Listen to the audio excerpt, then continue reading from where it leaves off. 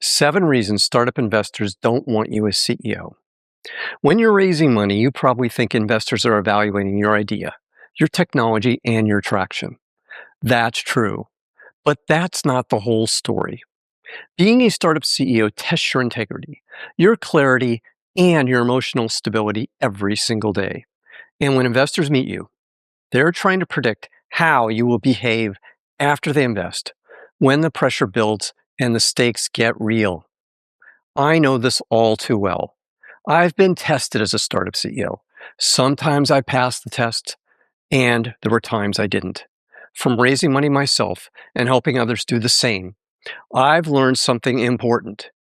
Investors aren't just evaluating your company, they're evaluating how you react under pressure. That's what today's video is all about. I'm going to share 7 leadership red flags investors are looking for before they invest in your startup. Hi, I'm Brett. On my channel, I help early stage startup CEOs like you raise money and grow your startup. So if this sounds like you, hit the subscribe button and the bell so you get notified every time I release a new video. Let's get started. And let's start with red flag number 1. Red flag number 1. You create doubt about your integrity. I'll never forget it. We were meeting with Lip Bhutan, now Intel's CEO, but then the head of venture capital firm Walton International. Our first meeting had gone well. Now we were going to have a second meeting. This one would focus on technical diligence. Lip-Bu stormed into the room and said, "Why didn't you tell me that your former co-founders were starting a company just like yours?" It didn't matter if Lip-Bu was right or wrong. He felt I misled him.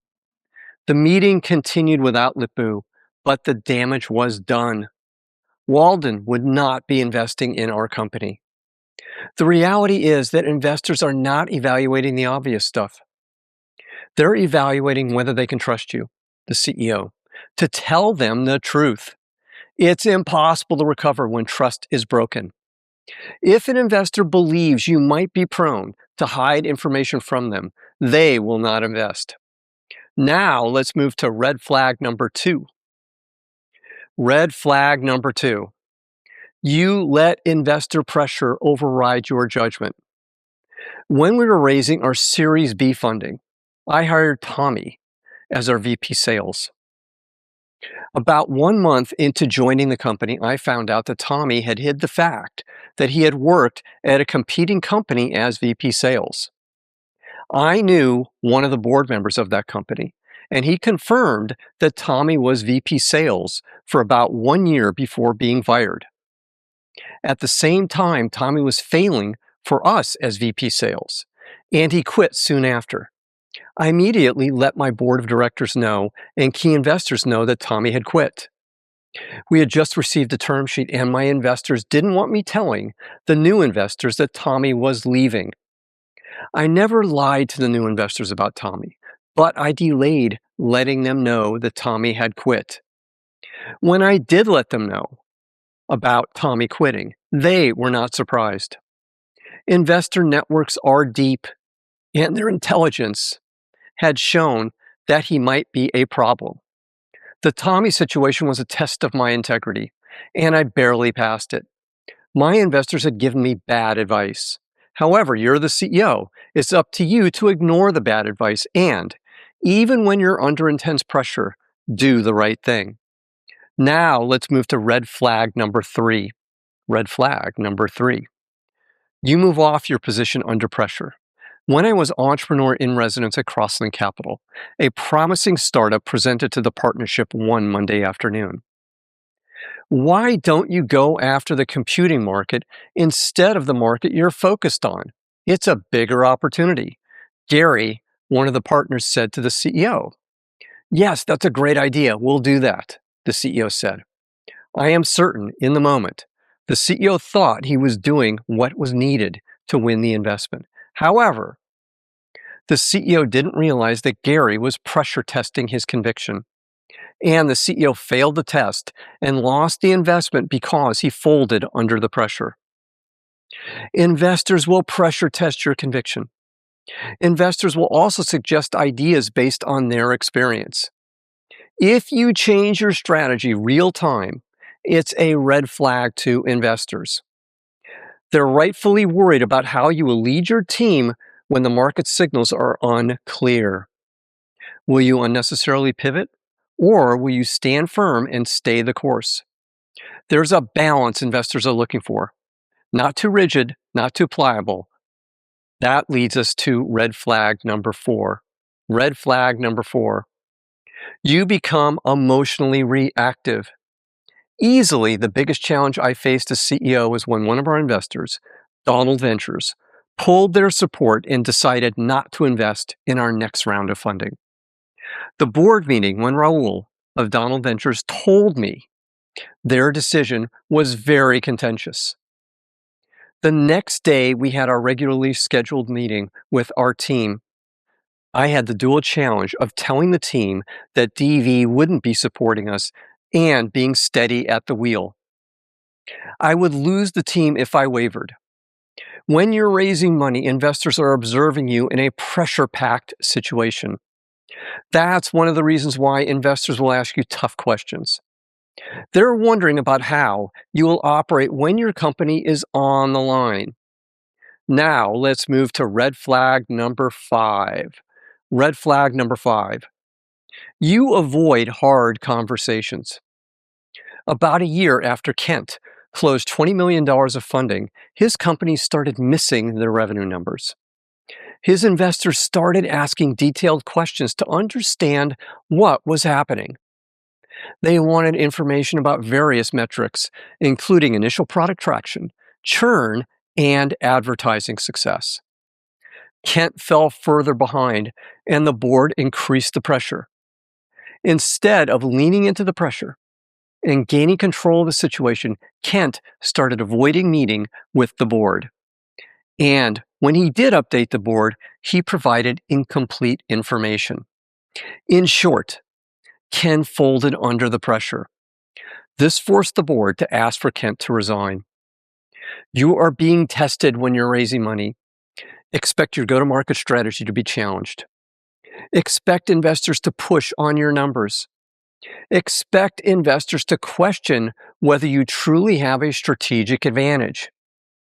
If you can't handle tough conversations when you're raising money, investors assume you won't handle them when revenue misses or when a key executive fails.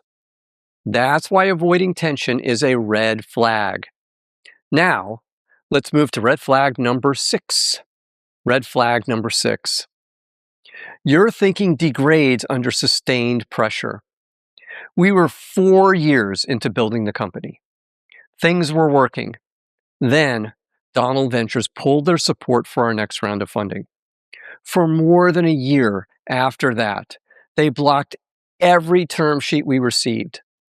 At the beginning of that period, I was sharp, clear, and strategic. But let me take you back even further. Before we closed our initial funding, Raul met with me and my co-founders. He brought 2 associates with him. He asked me, "What am I going to learn about you that the references you provided me aren't going to tell me?" It wasn't a casual question. It was a pressure test. He was really asking, are you going to be honest with me about your shortcomings? I didn't dodge it. I said, depending upon who you talk to, you might hear that I can be abrasive, argumentative, and difficult.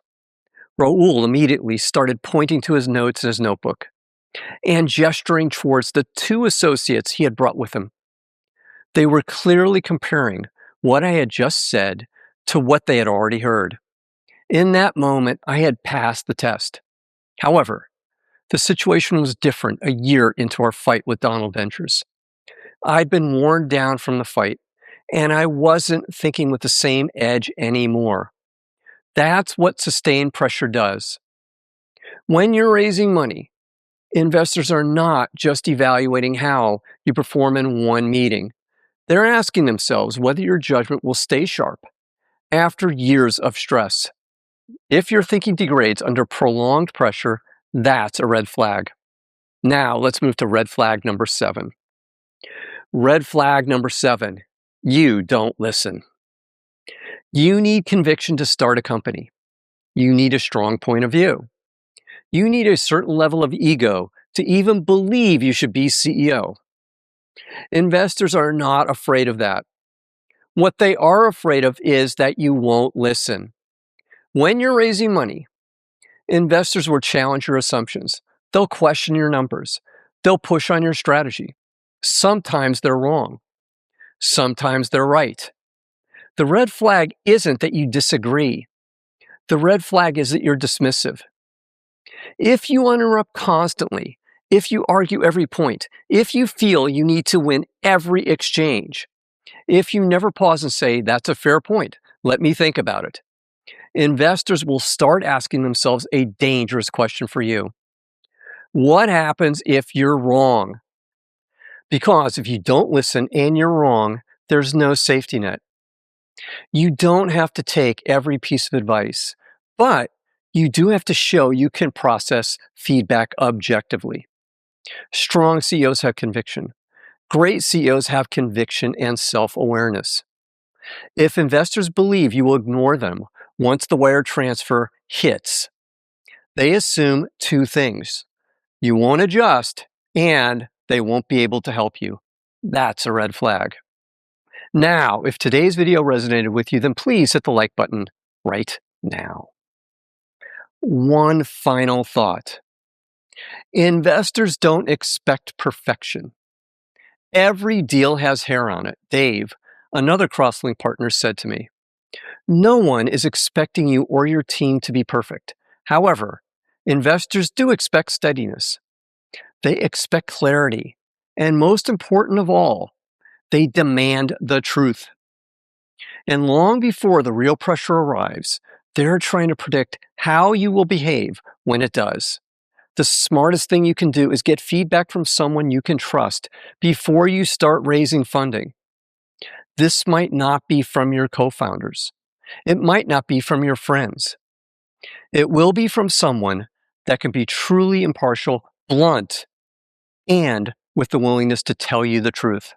Now, if you want to build a pitch that gets the details right, then join me in Zero to Pitch. It's where startup CEOs like you create the first draft of a pitch investors actually want to see. Inside Zero to Pitch, our free community, you get the structure and support to take your pitch from idea to draft, so you can finally see what's working and what needs to be improved. Scan the QR code to join.